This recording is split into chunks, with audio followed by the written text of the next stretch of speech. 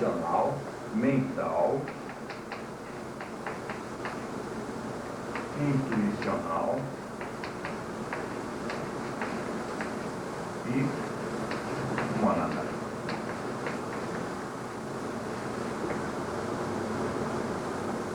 O homem é um animal que pensa. Pronto. E aqui nós não tivemos dificuldade nenhuma. Mas agora nós vamos ensinar a esse bichinho aqui, a esse homo tecnológico, a meditar. E ele se transforma num yogin. Outras escolas chamam a isto iniciado. Então ele foi iniciado, ele já alcançou um novo patamar de consciência. Ele já está na superconsciência. Ele já medita. E se ele evoluir mais ainda, ele é chamado de yogi. Na outra nomenclatura, adepto. Então aqui eles seriam iniciados e aqui eles seriam adeptos. Essa é outra linguagem, não é nossa. Então vamos tirá-la daqui. A nossa linguagem, yogin, significa praticante de yoga. Yogi, aquele que já está com o yoga realizado dentro de si. Agora, aquele elemento que eu mencionei, que eu disse para vocês, que para mim foi muito estimulante, me deu uma alavancada de estímulo, mas que eu já vi muita gente desanimar quando toma contato com esse conceito. Geralmente quem fica estimulado é quem já está no caminho, já está na trilha. Aí diz, que bom!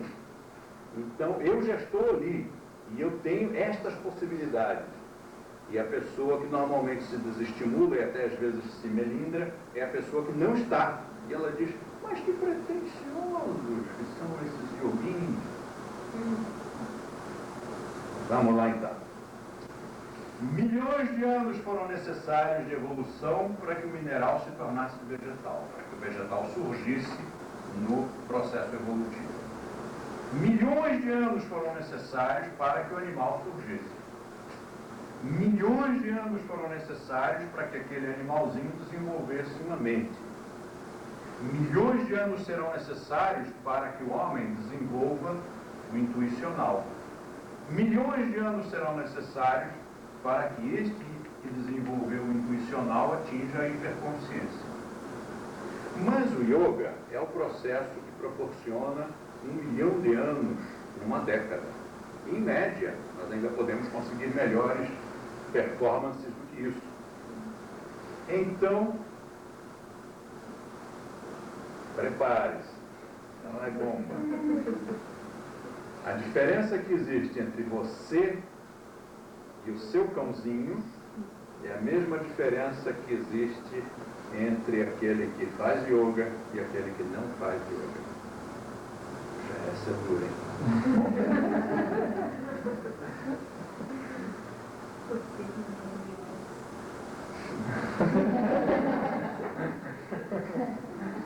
Mas em compensação, você tem aqui uma esperança.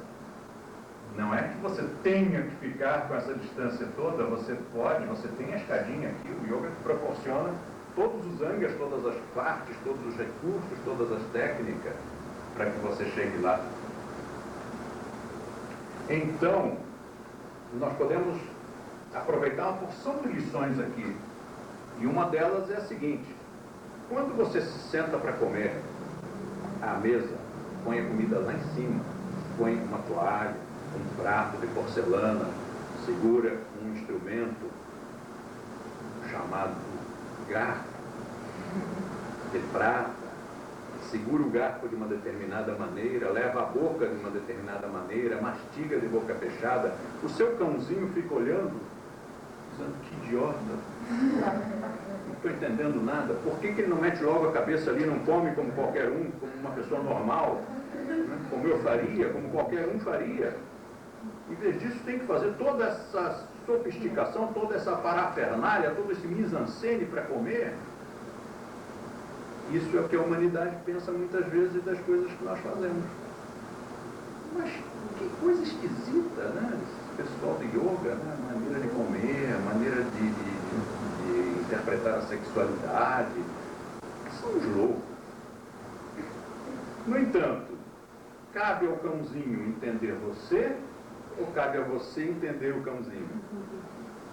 Então, o que você faz? Você olha para ele e diz, bonitinho.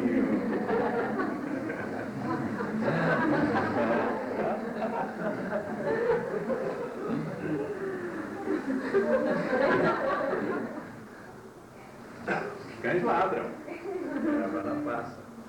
Mas nem por isso você deixa de gostar dos cãezinhos. Afinal, o cão é o melhor amigo do homem. Assim, brincadeiras à parte, o que nós queremos colocar é que se você está neste patamar, você tem que ter compreensão. Não é que você tenha aquela compreensão piegas.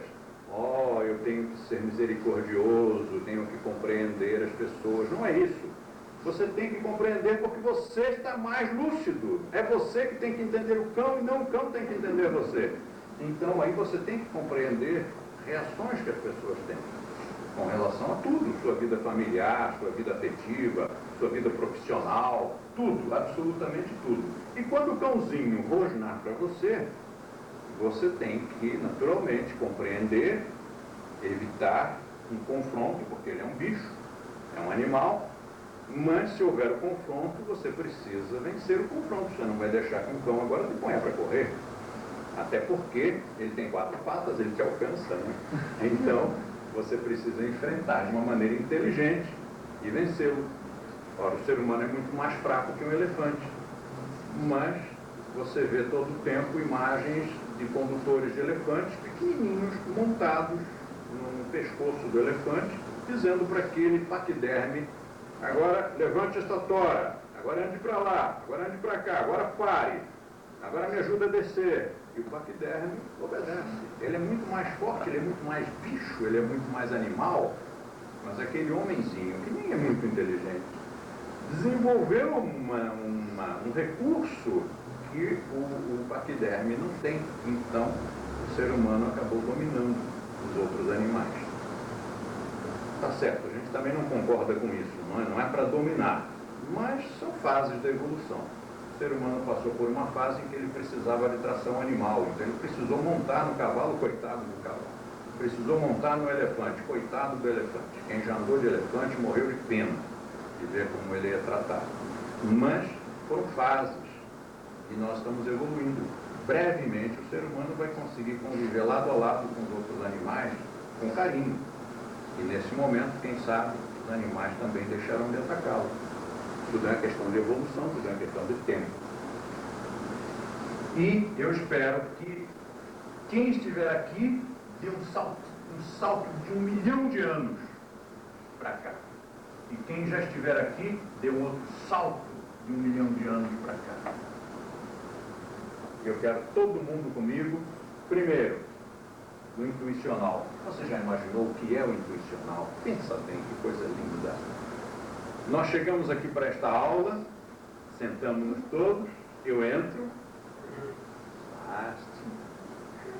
Pronto, foi uma linda aula, não foi? Pronto, todo mundo já entendeu tudo, enquanto que no processo intelectual, é aquela velha história, um mamífero aqui na frente grunhindo, o outro mamífero escutando e tendo que decodificar o que esse mamífero aí quer dizer com esse grunhido. De acordo com a minha bagagem cultural, ele está querendo dizer tal coisa. Mas será que ele quis mesmo dizer isso? Já que cada um de nós tem uma bagagem cultural distinta. Então é um processo extremamente lento de aprendizado, porque a gente tem que grunhir durante 2 horas, e no final, cada um entendeu uma coisa diferente, porque para cada um, esse grunhido tem um significado mais ou menos diferente. Em alguns casos, muito diferente. Um dia, eu estava viajando para dar um curso, nos velhos tempos em que eu tinha que viajar de ônibus, né? Tempos de escassez, 1970, 72, 73, eu estava viajando de ônibus para dar um curso no interiorzão aí. E atrás de mim estavam sentados 2 amigos. Entraram juntos, amigões, abraçados, brincavam, riam. Eram compadres, a gente via pela conversa. Eles conheciam suas respectivas famílias. De repente, um deles era padrinho do filho do outro. E começaram conversando muito bem. E eu não tinha outro jeito senão escutar, porque eles falavam bem alto. E eu estava bem aqui, né? Quer dizer, era na minha cabeça que eles estavam falando. E eu percebi o momento em que um deles fez um cumprimento, fez um elogio, fez uma lisonja para o outro. E o outro entendeu mal. E começou a brigar com ele. E os dois discutiram e brigaram, acabou a amizade deles, e o negócio foi tão violento ali atrás de mim, que eu estava vendo a hora em que uma peixeira ia passar pelo meu assento. Eles acabaram se matando, com certeza, porque a ofensa foi muito forte de um contra o outro. Como é que começou aquilo? Um elogio, que eu percebi claramente que estava sendo feito e que a interpretação, a bagagem cultural, as neuroses, a programação emocional do outro interpretou aquilo como ofensa. Porque realmente isso na nossa vida é assim mesmo. Quantas vezes aconteceu com cada um de nós? Comigo já aconteceu, com certeza já aconteceu com vocês. Da gente falar uma coisa para um amigo e o amigo se ofender. Você diz, mas espera aí, eu não quis te ofender, ou ao contrário, eu estava falando uma coisa boa. E o cara fica cada vez mais zangado. Como você pode dizer que isso é uma coisa boa? O que significa isso? Comunicação verbal, que é a via do intelecto, é extremamente falho. Então, uma aula que a gente dê, uma aula que você dê, porque a maioria aqui ou já é instrutor ou vai ser instrutor brevemente, uma aula que você dê não tem a mínima ilusão. As pessoas não entenderam nada. E, às vezes, com a convivência, com a insistência, com o diálogo, especialmente com aquelas perguntinhas que a gente faz no final de cada aula, inclusive das aulas práticas, que dão ao instrutor o feedback, é com aquelas perguntas que a gente vai conseguindo chegar um pouco mais perto do entendimento do aluno. Porque se você só fala, você acha que todo mundo entendeu. Na hora que você faz a pergunta, o aluno responde um absurdo, um disparate, você não entendeu nada. Então, conclusão, o aluno é burro. Será? Não. Sempre o burro é o instrutor. Porque se ele não conseguiu se fazer entender, ele falhou. Ele falhou, quando menos, no feedback. Quer dizer, ele falou e ouviu-se falar e foi embora para casa. Orgulhoso, achando que ele conseguiu. É um ótimo professor e todo mundo entendeu. Então, é aí que está a falha dele. Por isso, quando você der aulas, lembre-se de que no final da aula prática, tem que fazer pelo menos uma perguntinha. Terminou a Ashtanga Sadhana. Aí você pergunta, como é o nome do yoga que nós praticamos? E aí você vai ver que ninguém entendeu nada. Em quantas partes foi a nossa aula de hoje? E alguém diz, 2?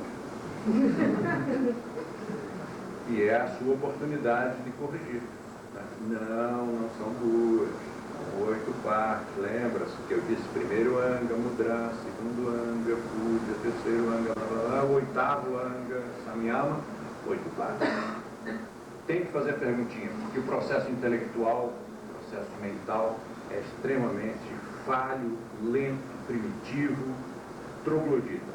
Agora, e quando nós todos tivermos desenvolvido o intuicional, não precisa mais nada.